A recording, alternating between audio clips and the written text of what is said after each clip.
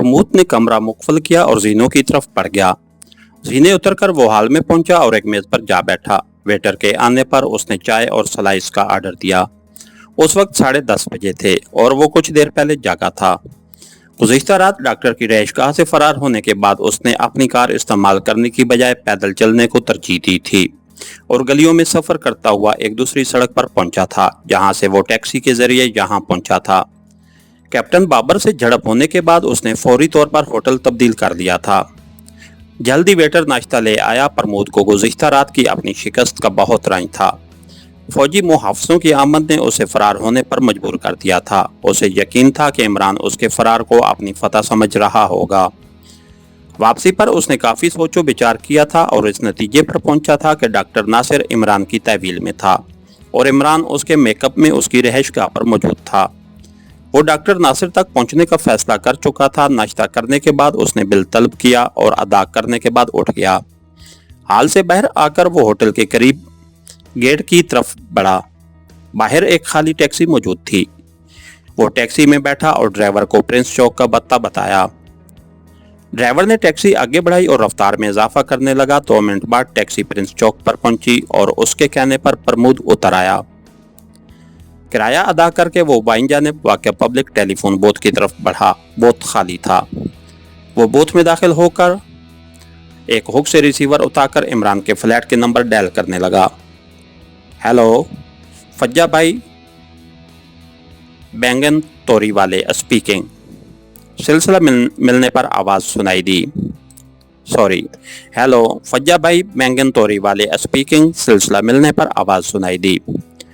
प्रमोद ने सिलसिला मुनक़ते करके दोबारा नंबर मिलाए। फ़ौरन ही राब्ता कायम हो गया। हेलो, सुलेमान ईरानी अफ़गानी नूरानी मकरानी खारजानी परनानी स्पीकिंग। सुलेमान की आवाज़ सुनाई दी और प्रमोद मुस्कुराया। यकीनन पहले भी उसी ने कॉल अटेंड की थी। इमरान साहब से बात कराओ, प्रमोद ने आवाज़ बदल कर कहा।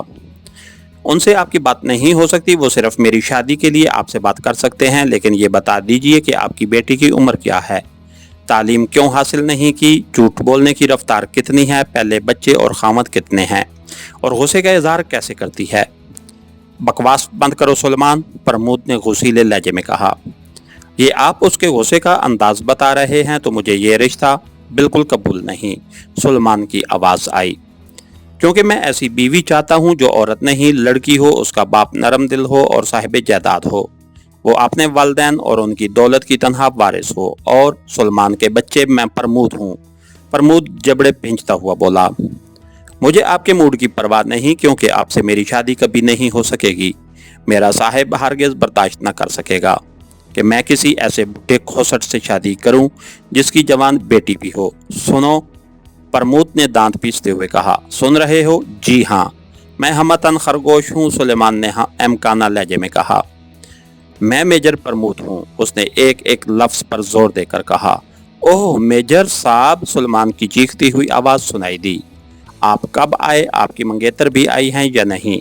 यकीन कीजिए, सुबह से फ्लैट की छत पर कौवा बोल रहा था और मैं समझ गया था कि कोई मेहमान आने वाला है। इमरान साहब कहाँ हैं? प्रमोद ने मुस्कुराते हुए पूछा। मालूम नहीं, नाश्ता करके निकल गए थे। आप बताइए दोपहर के खाने में क्या चलेगा, मुर्गे मुसल्लम या बैंगन की चटनी और आलूओं का मुरब्बा? सुलेमान ने पूछा। शुक्रिया, मैं नहीं आ सकूंगा, प्रमोद ने बताया। क्यों, खैरियत तो है? सुलेमान ने पूछा। हाँ, बस एक मजबूरी है, प्रमोद मुस्कुरा कर बोला। फिलहाल मैं वहाँ आने के काबिल नहीं हूँ। ओह, कहीं ऐसा तो नहीं जैसा साहब के उस्ताद नाहंजार कन्फ्यूशियस ने कहा है कि उनके पाँव में मेहंदी लगी है, आने जाने के काबिल नहीं है? नहीं, ऐसी कोई बात नहीं, प्रमोद बोला। ना जी ना, कोई बात तो ज़रूर है, सुलेमान की आवाज़ आई। उस्ताद कलन खान दम वाले ने यूं ही तो कहा था कि दूर दूर खड़े हो, ज़रूर कोई बात है। आधी मुलाकात है, ये आधी मुलाकात है। तुम्हारे फ्लैट में कोई डॉक्टर भी मुकीम है? प्रमोद ने पूछा। डॉक्टर की क्या ज़रूरत है, मैं खुद NPPS डॉक्टर हूँ। कहिए आपको क्या मर्ज है, ऐसी दवा दूंगा कि आप सारी उम्र हंसते फिरेंगे खुद पर। प्रमोद ने मुस्कुराते हुए रिसीवर हुक से लटकाया और बूथ से निकल आया। उसे यकीन था कि डॉक्टर नासिर को सीक्रेट सर्विस के हेडक्वार्टर में रखा गया होगा। वो टैक्सी का इंतजार करने लगा। उसी लम्हे उसकी जीप में रखे लाइटर नुमा ट्रांसमीटर से सिग्नल नशर होने लगा। اس نے ادھر ادھر دیکھا اور پلٹ کر فون بوتھ میں گھس گیا۔ اندر آ کر اس نے جیب سے لائٹر ٹرانسمیٹر نکالا اور آن کر دیا۔ ہیلو D14 بلال کالنگ اوور، اس کے ایک مقامی ماتحت کی آواز آئی۔ یس بلال، D14 ریسیونگ اوور، پرمود نے تیزی سے کہا۔ جناب ڈاکٹر ناصر اپنی لیبارٹری پہنچ گیا ہے، بلال نے بتایا۔ اوہ، پرمود چونکا، کیا وہ تنہا آیا ہے؟ جی ہاں، لیکن وہ اپنی گاڑی میں نہیں آیا اور معمول سے 2 گھنٹے لیٹ ہے۔ ماحول کی کیا پوزیشن ہے؟ پرمود نے سوال کیا۔ یہاں 3 افراد مشکوک ہیں اور گھوم رہے ہیں، ان میں سے 2 سفید فام باشندے ہیں، بلال نے بتایا۔ اچھا، تم میرا انتظار کرو، پرمود بولا۔ Over and all. اس نے ٹرانسمیٹر آف کیا اور جیب میں رکھ لیا۔ پھر فون بوتھ سے نکلا اور اسی لمحے ایک ٹیکسی آتی دکھائی دی۔ وہ خالی تھی۔ پرمود نے اسے اشارہ کیا اور ٹیکسی اس کے قریب آ کر رک گئی۔ پرمود نے عقبی نشست پر بیٹھتے ہوئے ڈرائیور کو پتہ بتایا اور اس نے ٹیکسی آگے بڑھا دی۔ پرمود اپنے ذہن میں ایک پلان کو بنانے لگا۔ چند منٹ بعد ٹیکسی منزل پر پہنچ گئی۔ پرمود نے ڈاکٹر کی لیبارٹری سے چند قدم پیچھے ٹیکسی رکوائی اور اتر آیا۔ بل ادا کرنے کے بعد وہ آگے بڑھنے لگا۔ اس کی عقابی نگاہیں گرد و پیش کا جائزہ لے رہی تھیں۔ لیبارٹری کی عمارت کی دائیں بائیں 2 سفید فام باشندے موجود تھے۔ ایک دیوار سے ٹیک لگائے اخبار پڑھ رہا تھا، جبکہ دوسرا سیاہ رنگ کی کار کے پاس کھڑا سگریٹ پھونک رہا تھا۔ سامنے کی جانب 2 مقامی باشندے نظر آ رہے تھے۔ ایک آدمی فٹ پاتھ پر بیٹھے خانچہ فروش کے پاس کھڑا تھا، جبکہ دوسرا کچھ فاصلے پر ایک پالشیے سے اپنے جوتے پالش کروا رہا تھا۔ پرمود سمجھ گیا، اس کے ماتحت نے انہی چاروں کی نشاندہی کی تھی۔ وہ اطمینان سے چلتا ہوا لیبارٹری کے گیٹ پر پہنچا، جہاں ایک فوجی محافظ کھڑا تھا۔